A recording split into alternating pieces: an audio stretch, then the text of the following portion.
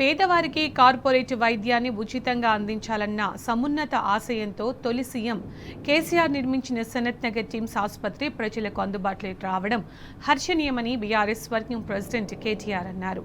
AIIMS తరహాలో Hyderabad నలుదిశలా TIMS ఆసుపత్రులు ఉండాలన్న ఉదాత్తమైన ఆలోచనతో కేసీఆర్ వీటికి శంకుస్థాపనలు చేశారని గుర్తు చేశారు.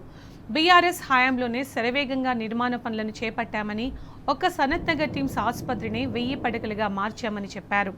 అలాగే 300 ఐసీయూ బెడ్లు, 16 ఆపరేషన్ థియేటర్లు, అవయవ మార్పిడి విభాగం, MRI, CT scan, X-ray, cath labs, radiology, dialysis centre విభాగాలను ఒకే చోటుకి తెచ్చామన్నారు.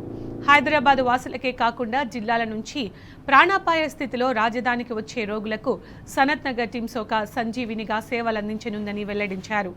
బీఆర్ఎస్ హయాంలో ప్రాథమిక వైద్యం కోసం రూపకల్పన చేసిన 350 బస్తీ దవాఖానాలతో పాటు కార్పొరేట్ స్థాయి వైద్య సేవలు అందించేందుకు 4000 పడకలు, ఆక్సిజన్ వసతి కలిగిన 1200 ఎమర్జెన్సీ బెడ్లు పేద రోగులకు కొండంత భరోసా ఇవ్వనున్నాయి. కేసీఆర్ పేరొస్తుందన్న రాజకీయ కక్షతో ఇన్నాళ్లు జాప్యం చేసిన కాంగ్రెస్ సర్కార్ ఇప్పటికైనా బుద్ధి తెచ్చుకొని అల్వాల్, ఎల్బీ నగర్ టిమ్స్ను కూడా త్వరగా ప్రజలకు అందుబాటులోకి తేవాలని డిమాండ్ చేశారు. అలాగే 2000 పడకలతో తెలంగాణలోనే అతి పెద్దదైన వరంగల్ సూపర్ స్పెషాలిటీ ఆసుపత్రిని, హైదరాబాద్లోని నిమ్స్ విస్తరణ పనులను సాధ్యమైనంత త్వరగా పూర్తి చేయాలని ప్రజల పక్షాన కాంగ్రెస్ ప్రభుత్వాన్ని డిమాండ్ చేస్తున్నామన్నారు.